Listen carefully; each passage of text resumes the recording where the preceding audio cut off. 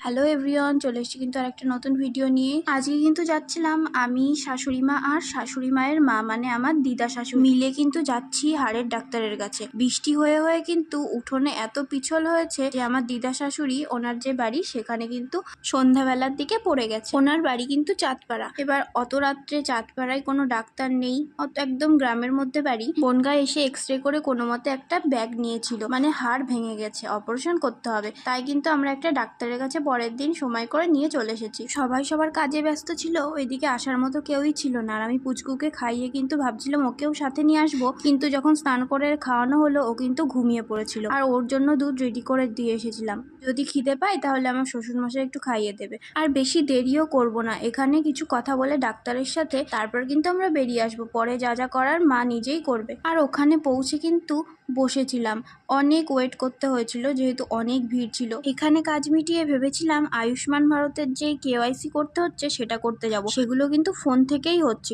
যেটা স্ট্যাটাস লাল হয়ে থাকছে সেটা কিন্তু নিজের ফোন থেকে হচ্ছে না, আশাকর্মীর যার কাছে মানে স্পেশাল লিংক দেওয়া আছে তার কাছেই কিন্তু হচ্ছে। তো অনেক দেরি হয়ে গেছিল, আমার শ্বশুর ওইদিকে ফোন করেছিল যে চলে এসো, ওর জন্য ডক্টরের সাথে কিছু কথাবার্তা বলে কিন্তু আমি বেরিয়ে পড়েছিলাম বাড়ির উদ্দেশ্যে। আর ওইদিকে আমার ভাইও কিন্তু আগের দিন সন্ধ্যাবেলায় ওই যে মিনতি শু হাউসের ওখানটায় যে ছোট গলি মতো রাস্তা আছে ওখান থেকে স্কুটিতে করে যাচ্ছিল, আর খুব বৃষ্টি হচ্ছিল, আর ওখানটায় একটা গর্ত মতো আছে, তো সেখানে কিন্তু পড়ে গেছে। পড়ে গিয়ে কিন্তু স্কুটি আর দেহের চাপে ওর হাতের কবজির ওখানটায় কিন্তু হাড়টা একটু সরেও গেছে, আর অনেকটা মাংস উঠে গেছে, আর খোয়া পাথর মাথর ঢুকে গেছিল। তারপর ওর চেনাশোনা একজন, আর ও গিয়ে কিন্তু হসপিটাল থেকে ব্যান্ডেজ করে নিয়ে এসেছে, ওষুধ লাগিয়ে একবারেই বাড়ি এসেছে। সেটাও খুব টেনশন হচ্ছিল।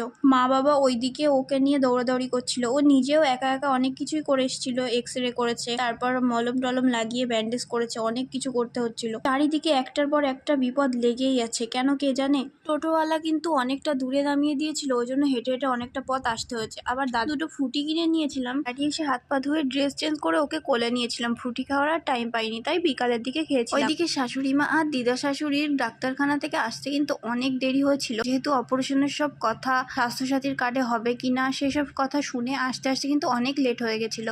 তারপর সন্ধ্যার দিকে একটু মুসলি খেয়েছিলাম, ওকে ওর ঠাম্মির কাছে একটু দিয়েছিলাম, ওর বাবার কাছে একটু ধরিয়ে দিয়ে আমি কিন্তু চলে এসেছিলাম রান্না করতে। রাত্রে অন্যদিন রুটি হয়, কিন্তু আজকে আটা মাখা নেই বলে আমি কিন্তু রুটিটা করিনি। মা বলেছিল ভাত আর ডিমের তরকারি করে দিতে, আর ডাল তো দুপুরে করাই ছিল।